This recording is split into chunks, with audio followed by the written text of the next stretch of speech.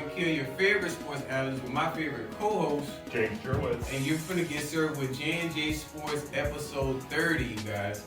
I'm feeling good, James. How you feeling today, man? I feel fantastic. Yeah, man. You guys, recently I just had an interview yesterday for a producer position, so y'all wish me luck on that. And the birthday is around the corner, so this month it's been a blessing. But we're gonna get right into it, James. You ready? I'm ready. It's been a minute since we kind of covered this, you guys, but we're going to get back right with y'all. So we got to cover baseball. We got to start off with the Houston Astros, of course. So let's get right into it. So they faced off against the Texas Rangers this past weekend. James, did you watch those two games? I got out the highlights and read some articles about it. Yeah. That's an interesting situation of what's going on there. Yeah, I mean, I know it's been a minute since we kind of covered them, but I thought they was doing pretty good, pretty decent. So let's just say the Rangers, they kind of took care of business on the second game. Well, both games, actually. But in the game 2 Pacifically, they won 5-4. It was a real close game. It seemed like, of course, the Astros, they fight until the end. And, they really had a chance to kind of change that situation around. But it was those mistakes like Alvarez, one of my favorite pitchers, missing catches that, I never seen him miss a catch or, mess up really. How do you feel about this game? I don't know. I think that this is going to be a hard hill for the Astros to climb if they want to go ahead and get back in the series. Right. That there's that 2-0 lead with the Rangers. And, coming up with Game 3, we've got Max Scherzer, who's going to be returning for the Texas Rangers, too. Right. And I guess kind of one of the questions is, will he be an effective pitcher since being away since September 12th? Right. That's true. Maybe they were lucky to not have to face him in this last game, but it sounds like it was the little mistakes that had got them messed up there. Oh, yeah. Like I said, it's always those little mistakes that kind of changes the game. Like I said, if they didn't make those little mistakes, they could have had the game easily. Because we've seen the Astros come back from a game and actually take the lead. So, yeah. But let's just kind of get into the Texas Rangers pros right here. So they were on it on defense, James. I mean, they were hustling. They were getting double out plays, and they were on it. I never seen, them play like that. They were playing defense on it. I think that's what kind of made it really tough for the Astros, the fact that they were playing defense like that. They played as a team offensively. They all they was getting home runs. They was getting far out. They had a great hustle to them. So, what were some pros you kind of seen with them? Well, with the Rangers, I guess just they're all around play for the most part. Yeah.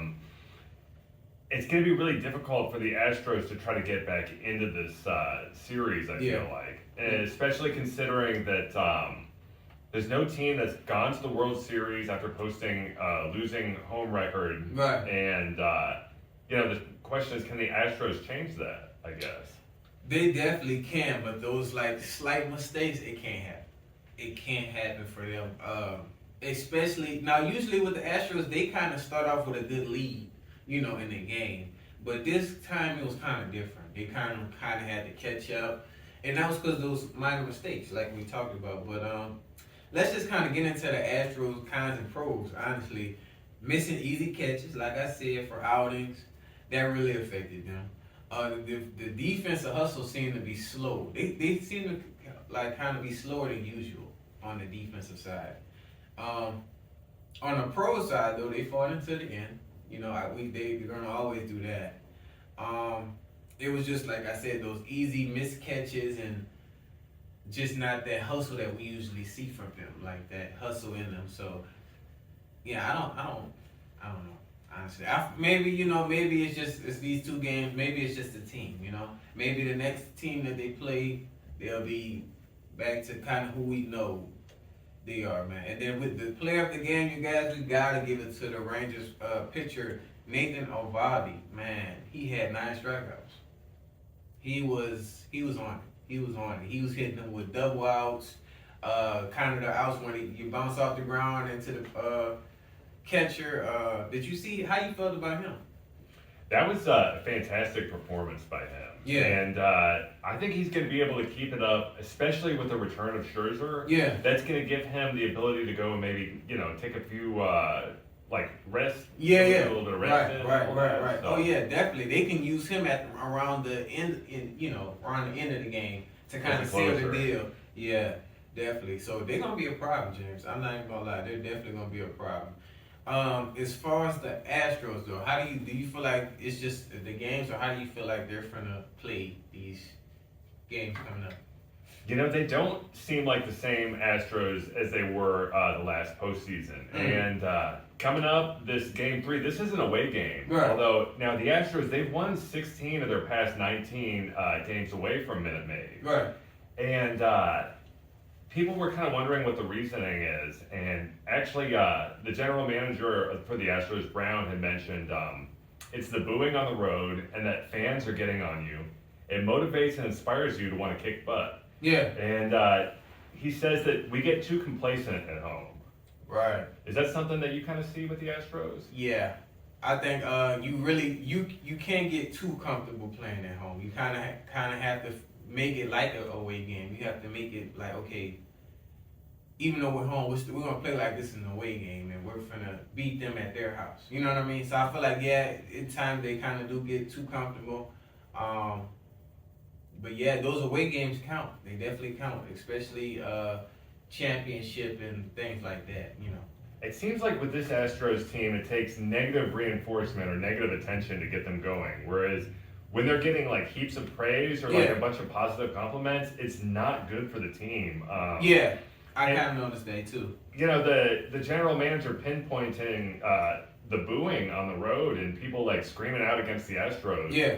And that's wonderful that they're able to use that negativity and turn it into something positive for the team. Yeah. But let's see something, the other side to this. Let's see Yeah. them take these positive feelings, the fact of being at home, and let's see that translate onto the field. Yeah, they definitely need to try to use both of them as motivation to keep going.